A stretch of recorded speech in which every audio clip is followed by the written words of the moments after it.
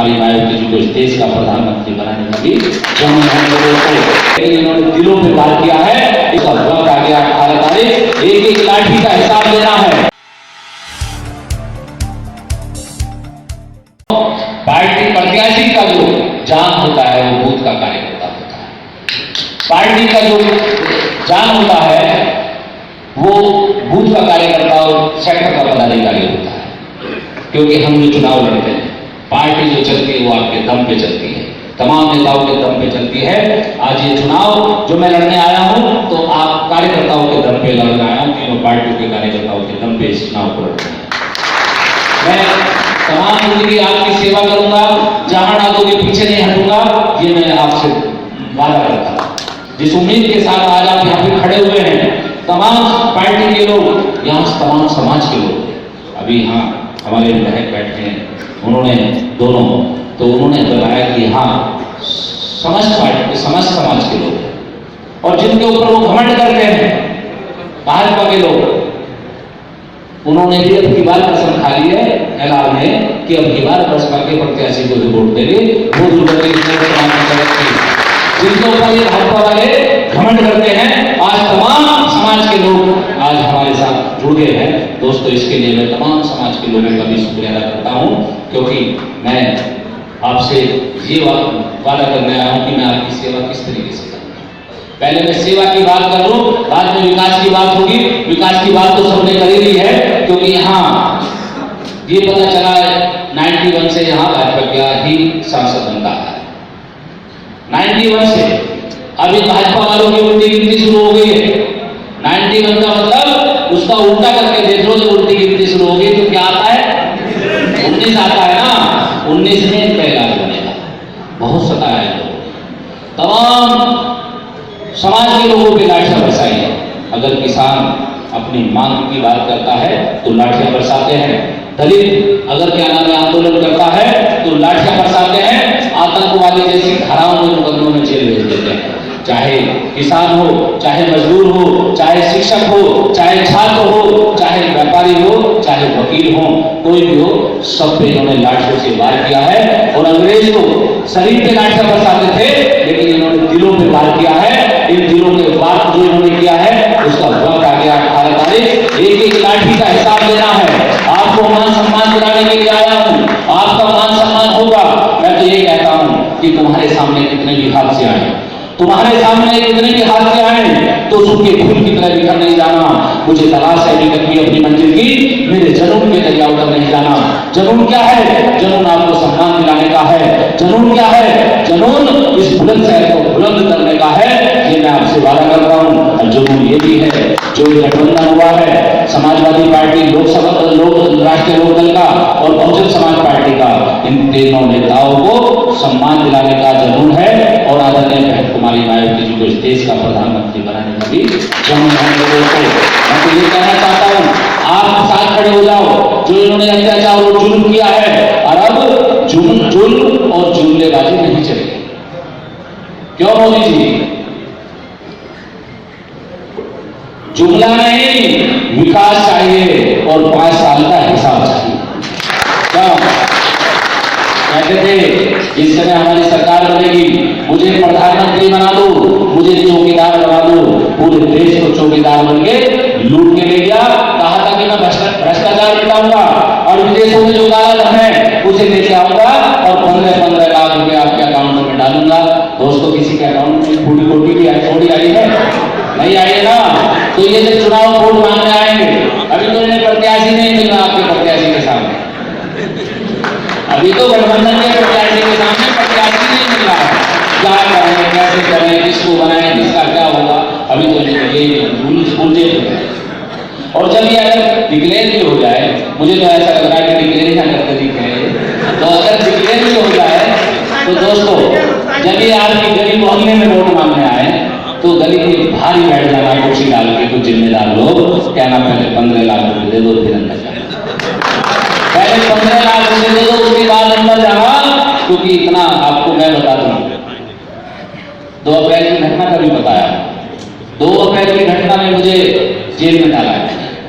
मेरे पे रासुका लगा दी, 14-15 मुकदमे लगवा दिए मेरे ऊपर। अभी जब मैं नॉमिनेशन करूंगा क्योंकि ये 2 अप्रैल में मेरे पे 14-15 मुकदमे लगाए दोस्तों, और मुझे जेल के अंदर लाने की भी कोशिश की। ये अखबार के माध्यम से आपको भी पता चला होगा। मैंने भी भाजपा वालों से कह दिया कि हजारों बार हम जालिम के सहके मुस्कुराते हैं, हजारों बार हम जालिम के सहके मुस्कुराते हैं, हमारे हौसले तूफान की हस्ती मिटाते हैं। यकीन ना हो, देख लो, पढ़ लो, ये तारीख बोलेगी, हमारे जिस्म से टकरा के खंजर टूट जाए। दोस्तों वैसे नहीं आया, आप लोगों की सेवा करने आया, और सेवा पता कैसे करूंगा। आपने अलादीन के चिराग की कहानी सुनी होगी। अलादीन के पास एक चिराग होता, जितने हमारे यहाँ मंच पे बैठे हैं, जितने यहाँ मंच पे बैठे हैं ना, इतने तो उन्हें मीटिंग में मौसर नहीं होते, इतने आगे भाजपा वालों, जितने हमारे मंच पे इतने सुंदर, इतने मजबूत लोग बैठे हैं। तो आपने अलादीन के चिराग की कहानी सुनी होगी विधायक जी, किताबों में सुना। अलादीन के पास एक चिराग होता था, और जब किसी काम की उसे जरूरत पड़ती थी तो जेल में से चिराग निकालता था और जमीन में घिसता था, उसमें से एक जिन निकलता था, और जिन निकल के ये पूछता था कि बताओ मेरे आका क्या होगा। इसी तरीके से मैं तमाम पूरे गठबंधन के साथियों से कहना चाहता हूं, तमाम जिम्मेदार कार्यकर्ताओं और सब पदाधिकारियों से कहना चाहता हूं कि आप भी योगेश वर्मा नाम का अलादीन का चिराग अपने जेल में रख लो, जहां जरूरत पड़ जाए वहीं घिस देना, उसमें से मैं नहीं दूंगा, और पूछूंगा कि बताओ मेरे आका क्या होगा। विकास कर गया। आपने देखा होगा कि भाजपा वालों ने, सांसदों ने एक गांव गोद लिया। कैसा विकास किया? जो गांव गोद लिया उसी गांव का विकास देख लो जाके, तो आपको पता चल जाएगा। आपके गांव में, आपके जिले में भी एक गांव गोद लिया होगा, विधानसभा में लिया है ना? तो क्या वहां विकास हुआ? गड्ढों में सड़क है, सड़कों में गड्ढे हैं, वहां कुछ भी नहीं। तो ये पूरी विधानसभा के जिम्मेदार लोग बैठे हैं। मेरे बस की गांव गोद लेना नहीं है। मैं तो तमाम लोगों से कहना चाहता हूं कि आप योगेश वर्मा को गोद ले लो, आपका बेटा, आपका भाई बनकर सेवा करूंगा, आपका बेटा बनकर, आपका भाई बनकर सेवा करूंगा, और तमाम समाज के लोगों में आपकी सेवा करूंगा। क्योंकि अभी मीटिंग एक जगह और भी है। मैं अपने कार्यकर्ताओं से कहना चाह रहा हूं, आरएसएस के लोग हैं ना, वो घर से निकल के दूसरे घर में वोट मांगने चले जाते हैं। आप इस चुनाव को लोकसभा का चुनाव ना माने, आप इस चुनाव को प्रधानी का चुनाव मान के लड़ लें, एक एक वोट अपने बूथ के अंदर डलवा दें। एक एक कार्यकर्ताओं से, तमाम समाज के लोगों से कहना चाहता हूं, चाहे वो समाजवादी पार्टी के लोग हैं, चाहे लोकदल के, चाहे बसपा के, घर से निकल के उन लोगों के पास वोट मांगने चले जाओ जिनसे कोई वोट ही नहीं मांगता, वो बिना मांगे वोट दे देते। गलत तो नहीं कह रहा? ये मान सम्मान का चुनाव है। ये चुनाव आपको जुनून में उतारना पड़ेगा, तमाम कार्यकर्ताओं को मैदान में उतरना पड़ेगा, और ये कह दो सब लोगों से कि निकलो बाहर मकानों से और जंग लड़ोगे। जंग लड़नी होगी। ये चुनाव वैसे नहीं है, ये चुनाव जंग का एक चुनाव है। यहाँ जिन्होंने, जो समाजवादी पार्टी के नेताओं ने और लोकदल के नेताओं ने और बसपा के नेताओं ने, तमाम लोगों ने मिलकर, तमाम गठबंधन ने मिलकर ये इस भाजपा का यहाँ से सफाया करने के लिए कसम खाई है। दोस्तों, अपने देश के लिए चुना गया था, आपने वोट पता नहीं कैसे कैसे बहुत लोगों ने दिए। कभी हवाओं के अंदर दिखाई देता है, कभी खुद अपने आप में दिखाई देता है, और चुना गया था वतन के लिए, वो हमेशा दूसरे मुल्कों में दिखाई देता है। यहाँ के तो प्रधानमंत्री ही नहीं है, कहता था अच्छे दिन में खाएंगे। अरे उनकी माँ लाइनों में खड़ी है, उनकी पत्नी बेचारी भूखी फिरती है, जब से प्रधानमंत्री बना है तब से हमने देखा ही नहीं। क्यों? अरे जो अपनी माँ की, अपनी पत्नी के अच्छे दिन नहीं ला सका, वो आपके हमारे क्या अच्छे दिन लाएगा? इसी बात के लिए गलत तो नहीं कह रहा हूं। लास्ट में, क्योंकि अभी आगे जाना है, फिर एक मीटिंग होगी, एक बात का ध्यान रखना, प्रत्याशी लोकसभा का, गठबंधन का प्रत्याशी हूँ, सबके घर नहीं आ सकता हूँ। जिसके घर मैं नहीं जाऊँ उसके घर आप योगेश वर्मा बन के चले जाना। जो वादा करोगे पूरी कोशिश करूंगा, पूरी कोशिश करूंगा, लेकिन आप संकल्प ले लें।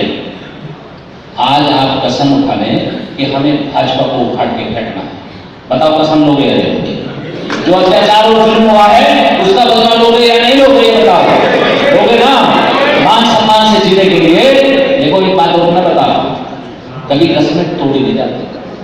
ईश्वर का दिया हुआ कभी अंत नहीं होता, और जो टूट जाए वो संकल्प नहीं होता।